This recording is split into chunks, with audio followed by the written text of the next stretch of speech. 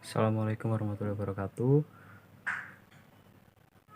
Perkenalkan, saya Sukmawan Bayu Laksana, NIM 20105241016 dari Prodi Teknologi Pendidikan kelas B.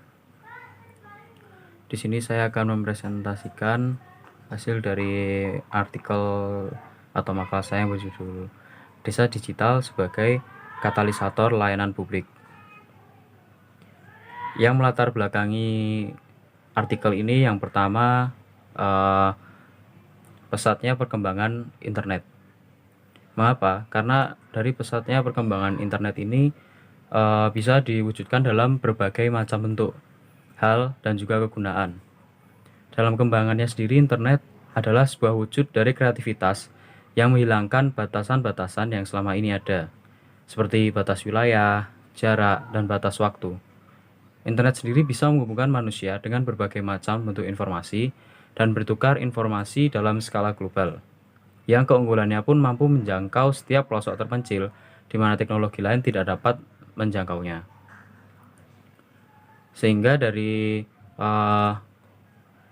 pesatnya perkembangan internet tadi, maka internet tersebut dapat meningkatkan kebutuhan di berbagai bidang. Seperti dalam bidang pertanian, perikanan, perdagangan, promosi, dan lain sebagainya. Dalam bidang informasi, internet dengan mudah dapat membantu kita untuk mendapatkan informasi yang dibutuhkan dengan cepat, efektif, dan efisien dalam skala global. Karena itu, dalam salah satu manfaat teknologi, khususnya internet, dapat digunakan untuk menjangkau desa-desa pelosok yang pastinya membutuhkan internet sebagai bantuan.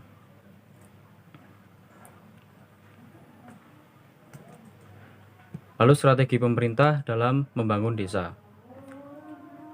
Strategi dalam membangun desa membuka batasan-batasan wilayah dan menghubungkannya dengan informasi dari seluruh dunia.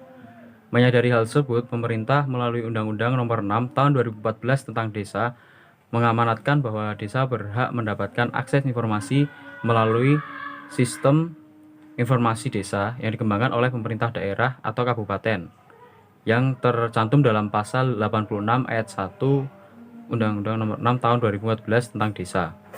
Desa ini merupakan wujud keseriusan pemerintah dalam melakukan pemberdayaan dan pembangunan desa. Sehingga dari latar belakang yang saya sebutkan tadi, maka tulisan makalah saya berupaya untuk menjelaskan keterkaitan antara faktor perkembangan teknologi informasi, proses penyebarluasan peraturan informasi, dan potensi yang ada dalam program desa digital. Fokus pembahasannya akan diarahkan dalam melihat peluang yang dapat disediakan oleh program desa digital guna mewujudkan terpenuhinya masyarakat akan akses informasi. Yang selanjutnya kita akan masuk ke dalam pembahasan. Yang pertama tentang kesenjangan yang ada dalam proses pembangunan atau pemberdayaan desa digital. Berdasarkan Rencana Pembangunan Jangka Menengah Nasional atau RPJMN tahun 2015 sampai 2019, pembangunan harus dapat menghilangkan atau memperkecil kesenjangan yang ada, termasuk kesenjangan antar wilayah dan antar desa dengan kota.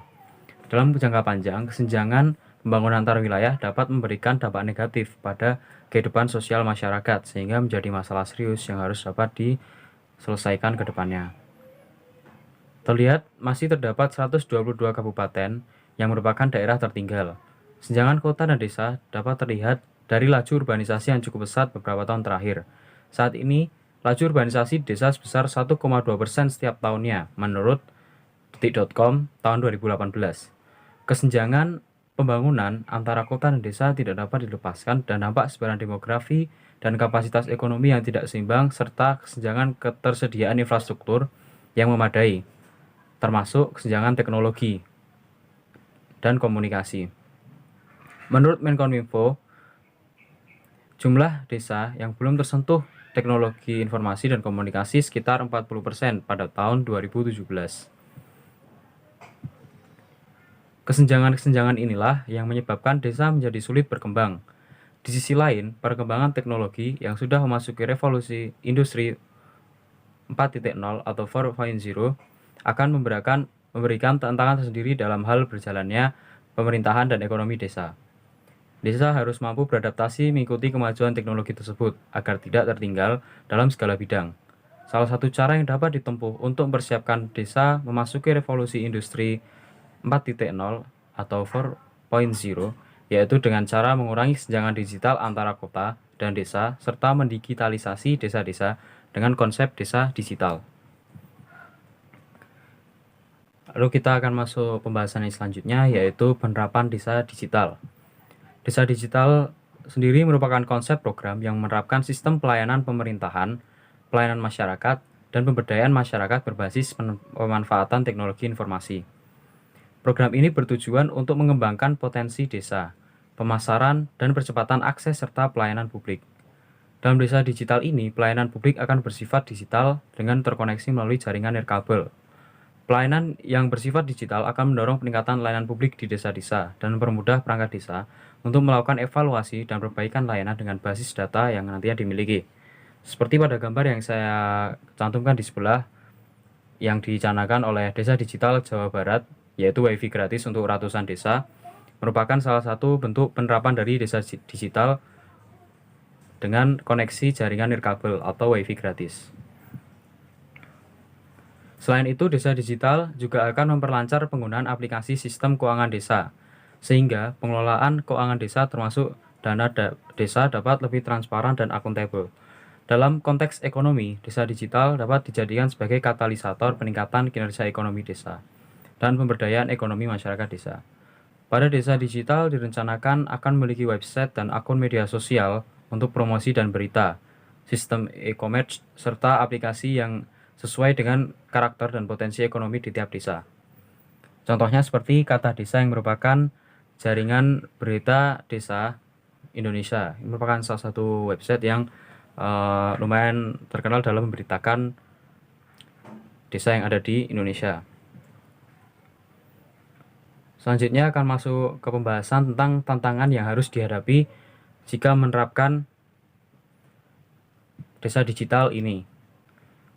Konsep desa digital mensyaratkan tersedianya jaringan informasi dan komunikasi yang memadai. Namun, masih banyak wilayah di Indonesia dengan kondisi teknologi informasi dan komunikasi yang masih rendah atau bahkan tidak ada sama sekali. Menurut data potensi desa oleh Badan Pusat Statistik tahun 2018, masih ada sekitar 62% desa yang tidak tersedia base transceiver station dari sisi kekuatan sinyal telepon seluler dan sinyal internet. Masih banyak desa yang kekuatan sinyalnya lemah dan bahkan tidak ada, yakni 34% untuk sinyal telepon dan 21,6% untuk sinyal internet. Desa digital merupakan hasil kerjasama antara pemerintah daerah dengan pemerintah pusat melalui Bakti Kominfo dan juga pihak lainnya, sehingga masih bergantung dan belum dapat mendanai sendiri. Bakti Kominfo merupakan salah satu yang menyediakan akses internet dengan menggunakan dana USO atau Universal Service Obligation bagi desa yang mengajukan usulan melalui pemerintah daerah untuk menjadi desa digital. Sedangkan perangkat dan aplikasi disediakan oleh pemerintah daerah dengan mengandalkan APBD. Penyediaan perangkat dan aplikasi ini membutuhkan dana yang besar. Di sisi lain, masih banyak daerah, khususnya seperti kabupaten, yang kapasitas keuangannya itu rendah dan masih sangat bergantung pada dana perimbangan dari pemerintah pusat.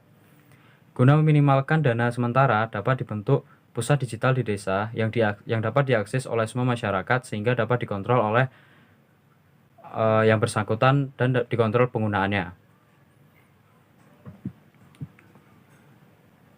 Kesimpulannya, untuk mewujudkan desa digital yang optimal diperlukan berbagai langkah. Yang pertama, perlunya dukungan dan kerjasama dari berbagai pihak dalam hal pendanaan, pendampingan, pelatihan, serta literasi digital baik dari pemerintah pusat, pihak swasta, akademisi, maupun masyarakat itu sendiri. Kedua, sinergi dengan program desa broadband terpadu dengan menitikberatkan pada pengembangan aplikasi digital, yang terutama pada desa-desa dengan karakteristik yang sama. Ketiga, pemerintah perlu mendorong pengelolaan dana desa yang diarahkan untuk mendukung terwujudnya desa digital yang nantinya dapat dimanfaatkan oleh BUMD BUMD desa dalam mengoptimalkan kinerjanya. Sekian dan terima kasih presentasi oleh saya. Kurang lebihnya mohon maaf. Sekian, wassalamualaikum warahmatullahi wabarakatuh.